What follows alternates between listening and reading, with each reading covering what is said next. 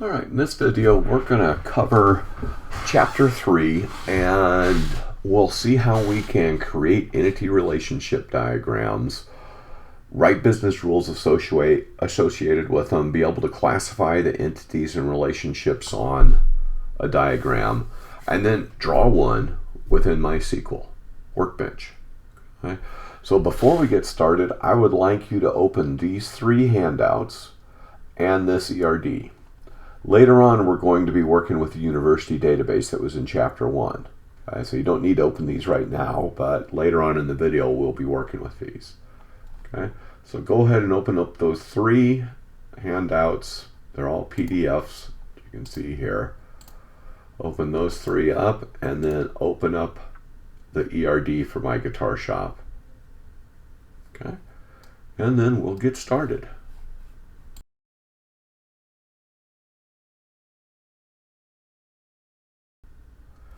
Okay, let's first talk about how we can classify entities. We have strong entities and we have weak entities, and there's two types of weak entities. We have non-ID dependent and ID dependent. Okay, so looking here, I've got two questions. All right, and these are two questions that you need to ask the first one. Okay. And if it's a weak entity, you'll need to ask the second one. Okay, but let's see what I mean by this. Okay, in this question it says, can a row be added to the entity without a corresponding entry in another entity? Okay, now I don't want you to get too hung up on details here. Think generally. Let's look at My Guitar Shop. Okay, now customer. Okay, now because of these relationships, okay, a customer is going to have an address. Okay, but don't really start looking at all, and we'll get into what these symbols mean that are touching things, so don't get too hung up on them, all right, because otherwise we'd never have a strong entity. Just generalize this, abstract it away a little bit. Could we have a customer? Well, in my opinion, yeah, we could have a customer. All right, customers exist. Okay, now if we look at an order, okay, could we have an order without anything else in our database? Well, there I'd say no. A customer has to place an order. Okay, an order needs to belong to a customer. Otherwise, where are we going to ship it to? Who's going to pay for it? Okay, so orders. Okay, yeah, that would be a weak entity to me. Order lines. Okay, well, an order line is on an order, so I would think that, yeah, order lines is another weak entity. But when we get down to products, okay, we have a product. Yeah, to me, that falls over more toward a strong entity. We really don't need anything else. We got a product. Okay, so that's kind of what I'm talking about to distinguish between the strong and the weak. You know, can the thing exist? Whatever that thing is, if it's a person, if it's a product, if it's whatever, can it exist? Well, if it can exist, then that's a strong entity. You know, if it can't exist without some other entity, like a customer to an order or an order to an order line, okay, yeah, that's a weak entity. Okay. So let's go look at this second question then. You know, if it's a strong entity, you're done. Okay.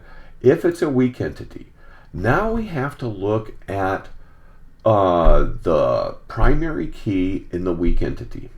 Okay. The other entity won't be weak in the relation, or won't be a weak ID dependent. Okay. So we've got to determine whether the weak entity is either ID dependent or not. And to determine that, is part of the primary key of that weak entity also a foreign key to the other entity in the relationship?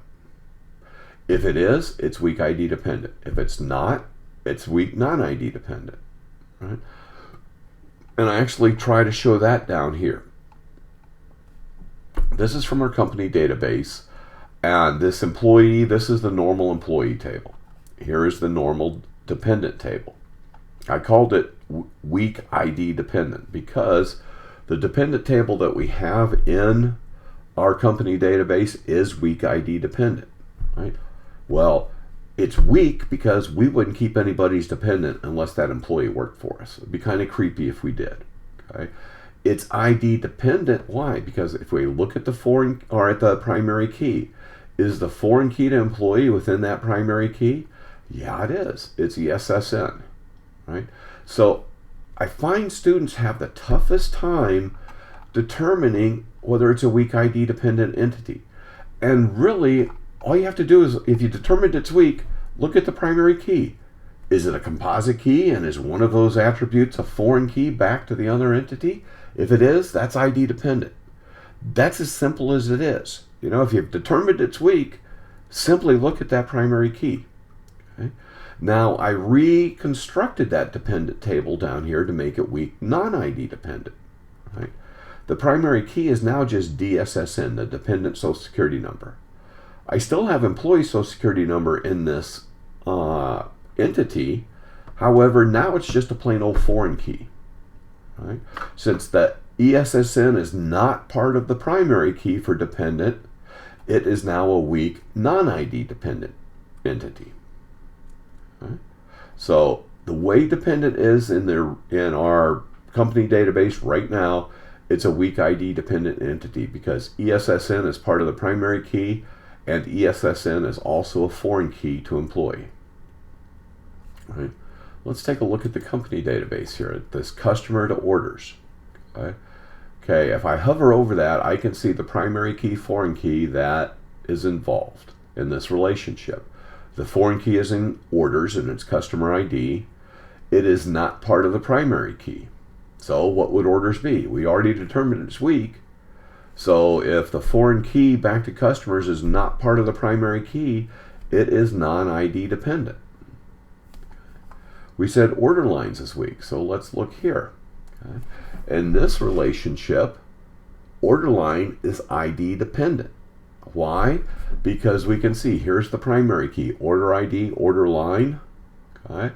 And order ID is also, besides being part of the primary key, it's also a foreign key back to orders. So that makes order lines weak ID dependent. Okay? So that's a little bit about classifying the entities. The relationships are fairly simple. And MySQL will take care of the lines for you. If it's a solid line, it's an identifying relationship, which means that one of the entities is a weak ID dependent entity. We already determined dependent was weak ID dependent, so we have a solid line.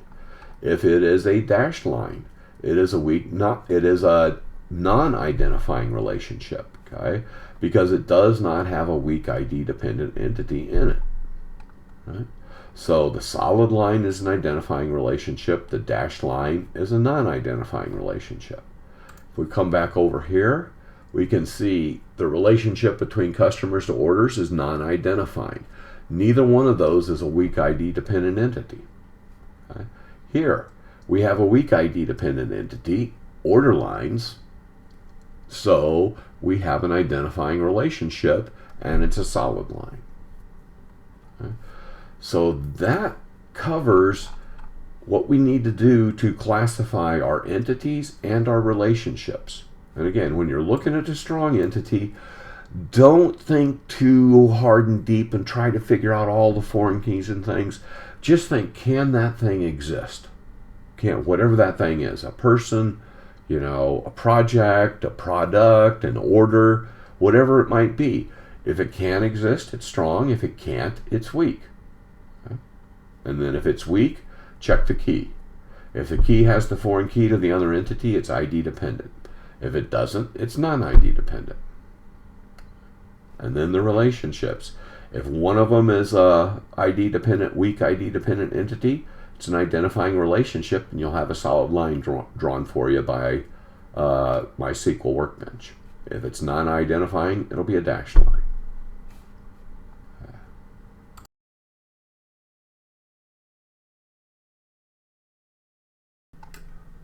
Okay, now we're going to take a look on how do we write a business rule about these relationships.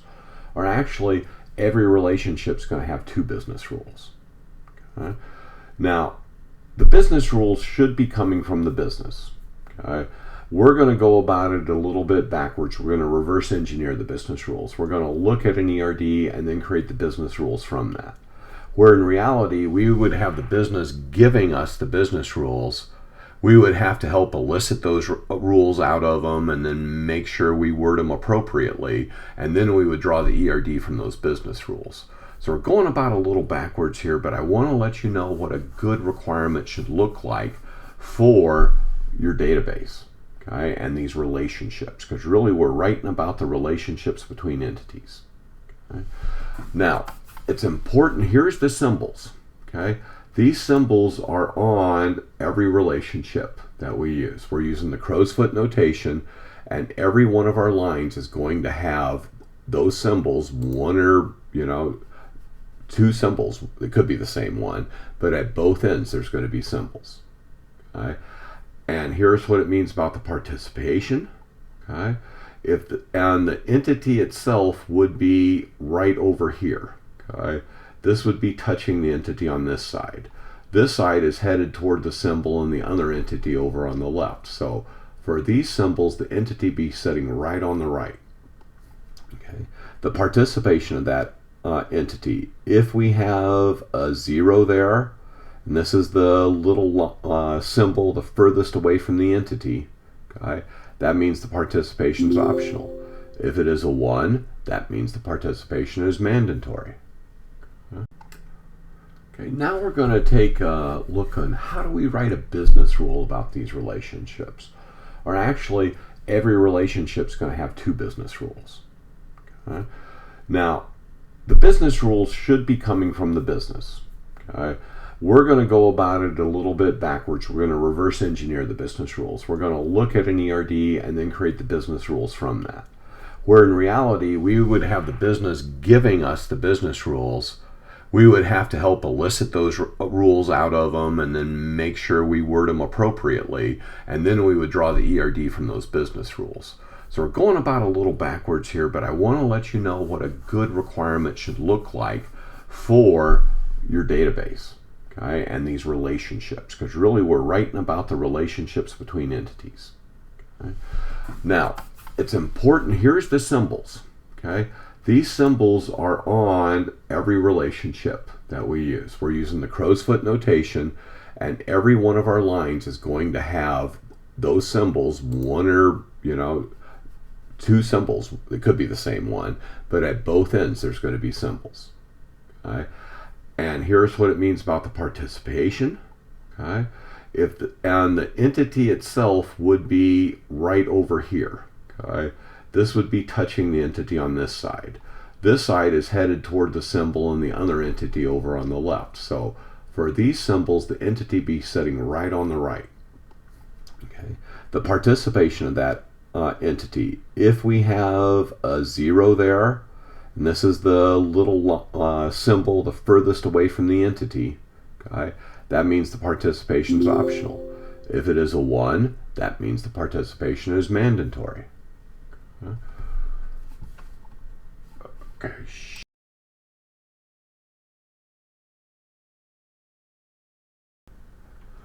All right. Now that we've seen a little bit about what's how the relationships are modeled and what they mean and the different entities and relationships, we're going to go ahead and draw a couple of tables in an ERD. Okay. Before we do, though, I want to explain what the symbols that you see are. Okay. These are supposed to be keys. I've never found any monitor with a resolution to actually make them look a lot clearer. Okay? But if it's yellow, the attribute is or is part of a primary key. If the attribute looks like a red key instead of a yellow key, the attribute still is or is part of the primary key, but it's also a foreign key. I'd almost bet to say that will probably be a weak ID-dependent entity too. Okay? This is a non-prime attribute. It's got a little blue border with a white inside. It's a non-prime attribute, meaning it's not part of the primary key. If we have a blue filled-in diamond, that means it's a non-prime attribute, but it has the not null constraint associated with it. If we have a red diamond with a white center, that still is a non-prime attribute. So any of these diamonds are non-prime attributes. But anything that turns red is either a foreign key or part of a foreign key. Okay. And then if it's filled in, again, it's either part of a key, foreign key, or is the foreign key, and it has the not null constraint. So see, here I show you a little bit of what they look like. This is a table from MySQL Workbench, and you can see how they look next to the attribute names.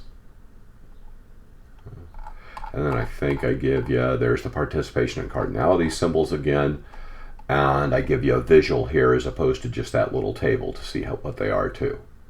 Okay. Remember that O, that the little circle means optional. If it's a 1 away from the entity, the little symbol away from the entity, that means mandatory. On the symbol closest to the entity, if it's a straight line, that means it's 1. If it's the crow's foot, it is many. And I'll give you a little hint here. If the crow's foot touches an entity, that entity has the foreign key to the other entity. Okay? So anytime you have a crow's foot touching an entity, that entity is going to have a foreign key in it. Okay? So that's a good hint for you right there. All right, so let's look in Workbench and see how we can actually create these. Okay? So I've just brought up Workbench here. I closed that other ERD from my guitar shop. So I want to go ahead and do File, and then I'm going to do New Model.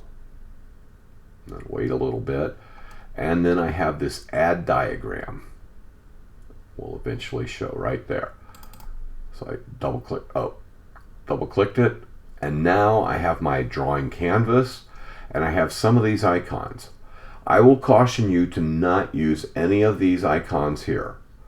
The students that try to use those to try to save a little bit of time, they end up losing points. Because if you click one of these, it adds an attribute to your relation, and you probably don't want to do that. So let's just show how to create a table to begin with. So I'm going to, this thing that looks like a spreadsheet, we just need to click it, and then out in our canvas, we click again. All right? So it's not a click and drag, it's a click, let off the mouse, move over to the canvas, and click again. Now if I want to edit this table because there's not much there, so I double click it. Hopefully. There it comes. So now I have where I can add columns to it. I can change the table name.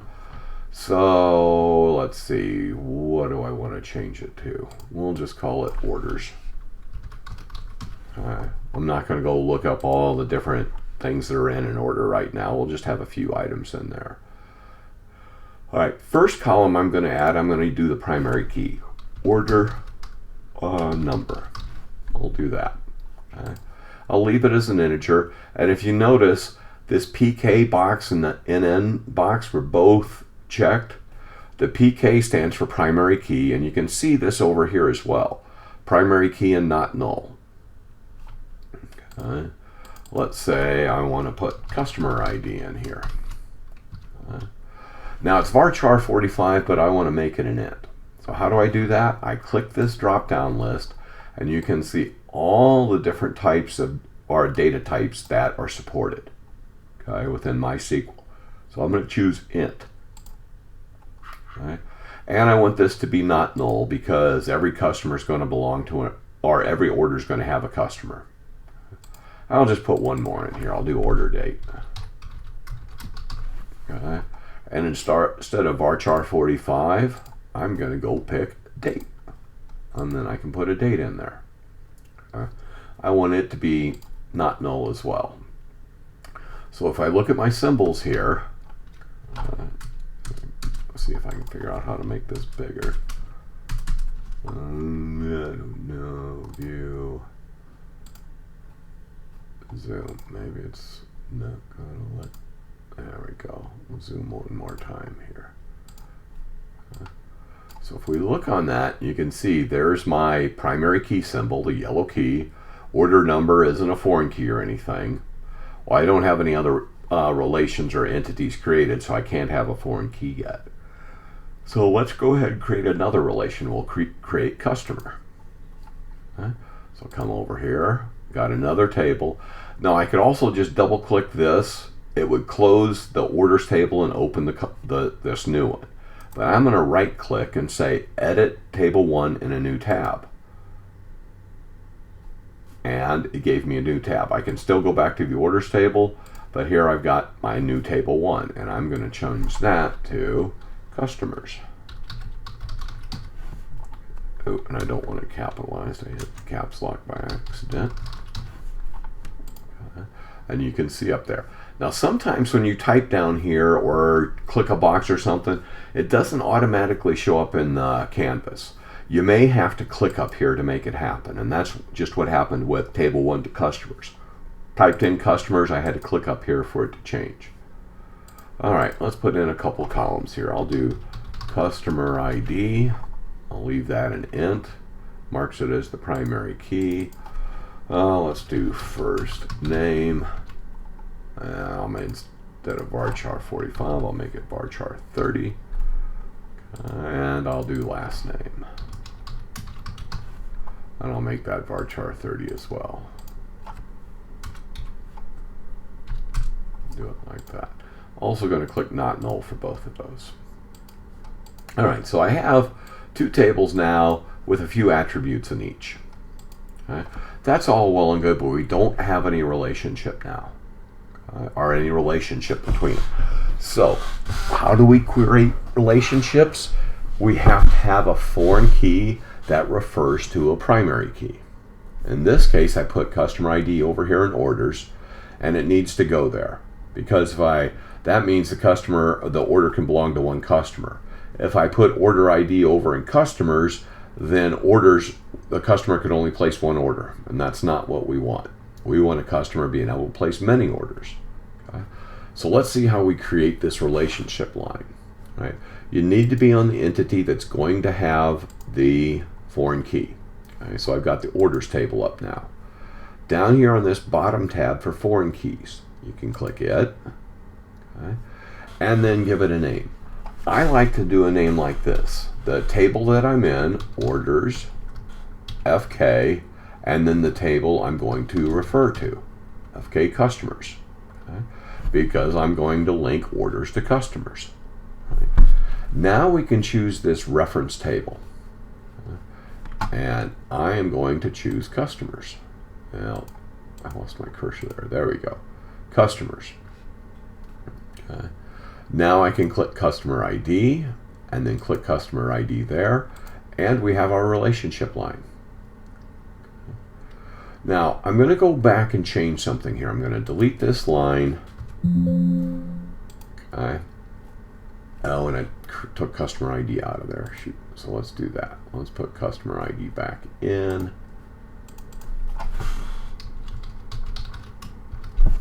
And I'll leave it varchar 49. I want to show you an error that can happen.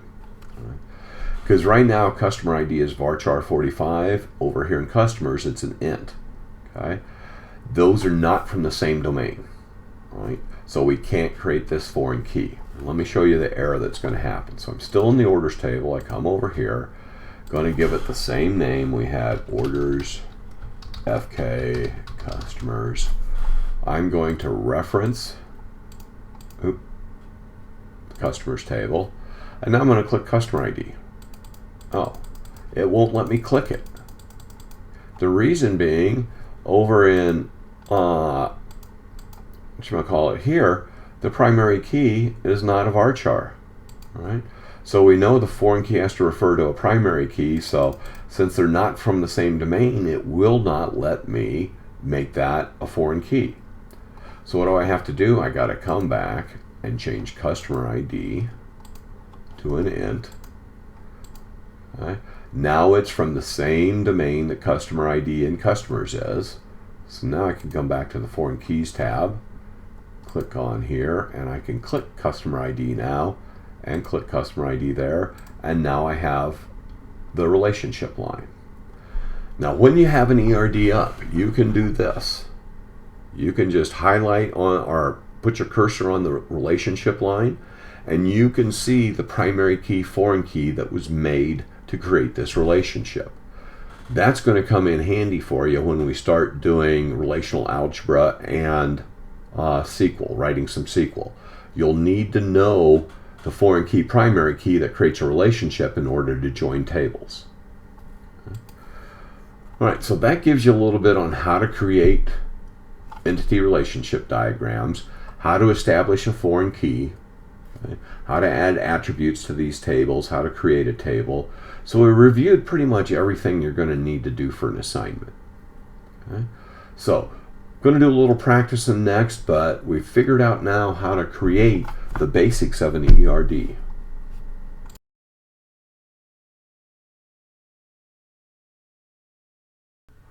Okay, now I want to do some practice with y'all.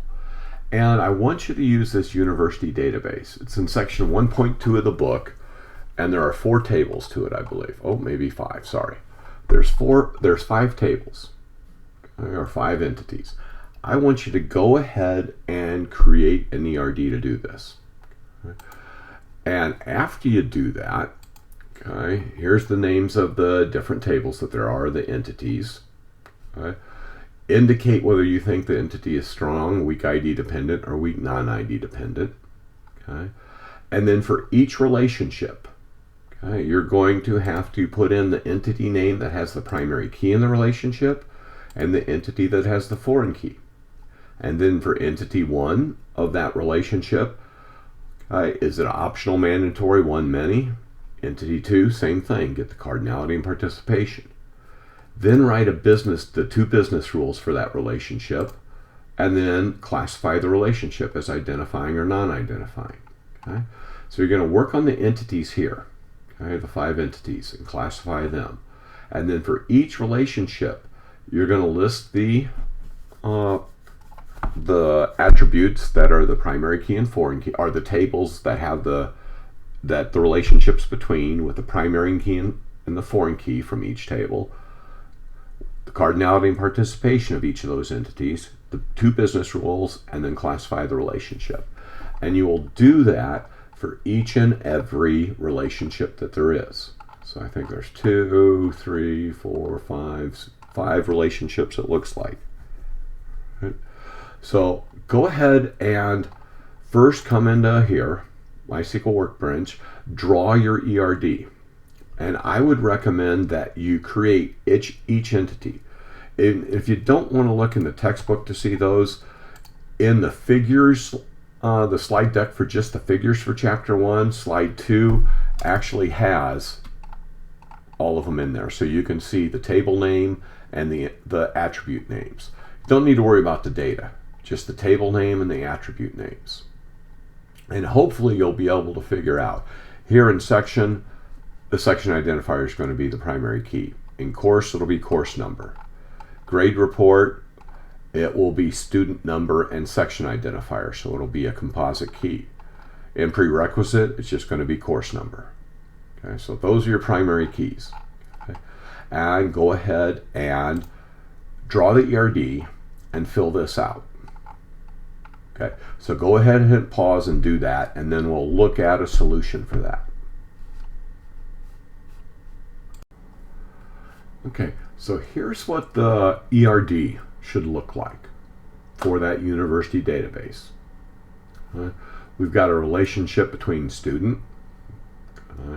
Now, the participation of grade report, if it's a brand new student, hadn't been through a class yet or haven't even registered, then they won't even have one. So that could have been optional, and that's fine.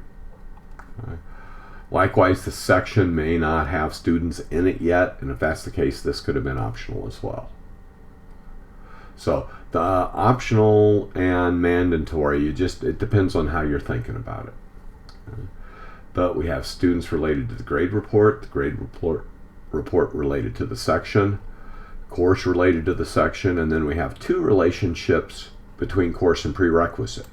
One is a course having a prerequisite, the other is the course being a prerequisite. Okay, and we'll see that when we look at the form that's filled out. So I just went ahead and cut and pasted that in here, the same ERD. And then here's how I classified the entities. Now on my grading sheet, I will mark things if I think it could be either strong or weak non-ID dependent. And I could make a case for both course and section to be either strong or weak non-ID dependent. Okay. The student, though, that's definitely strong. We can have students. We don't need anything else in the database. Okay. And I kind of think the same way about strong. Section, yeah, I could go both ways on that. Grade report, that's definitely weak ID dependent, as is prerequisite. It's weak ID dependent. So we've got the entities classified. Now let's look at how we fill out the rest of this. Okay. And when I'm doing this, I'm looking at my ERD. Okay. It is the first one, student to grade report. Okay. So I can see student is mandatory 1, grade report is mandatory many. Okay.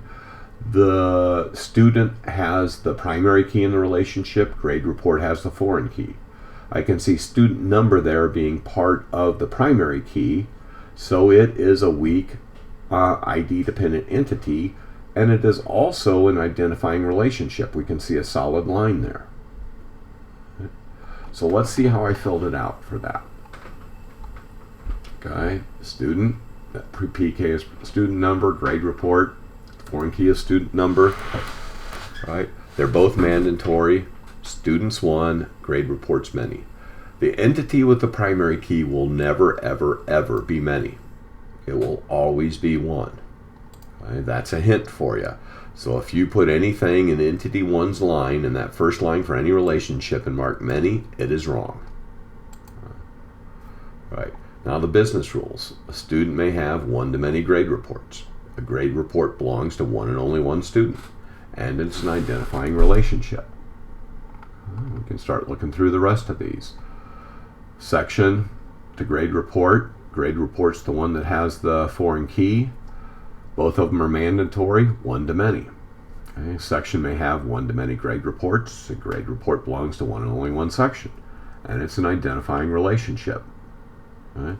Because section ID is part of the PK for grade report. Okay. Now we can look at course to section. Okay. Course number is both the primary key and the same name for the foreign key in both of the entities. They're both mandatory, 1 to many. Okay. And there's the business rule. A course can have 1 to many sections. The section belongs to 1 and only 1 course. And it is non-identifying. Okay. Because course number is not part of the primary key for section, so it's a weak non-ID dependent entity. Okay. We come down and look now at those 2 relationships between course and prerequisite. Now the first one I have is here, course and prerequisite. Okay. A course has 0 to many prerequisites. A prerequisite belongs to 1 and only 1 course. So that's about a course having a prerequisite, and it's an identifying relationship. It had that solid line. The other one is about a course being a prerequisite, and if you notice now, the foreign key is that prerequisite number. It's not the course number, because if we have that prerequisite number, that's still a course number, and we need to be able to go find the name of the course and how many hours and whatever else. Okay? So we say a course may be 0 to many prerequisites. Right. Meaning it could be a prerequisite to no courses, or it could be a prerequisite to several courses. Okay. And then a prerequisite is 1 and only 1 course. Okay. And again, it's another identifying relationship. Okay. So that is very similar to the homework you're going to be doing, and that's what we're going to talk about next.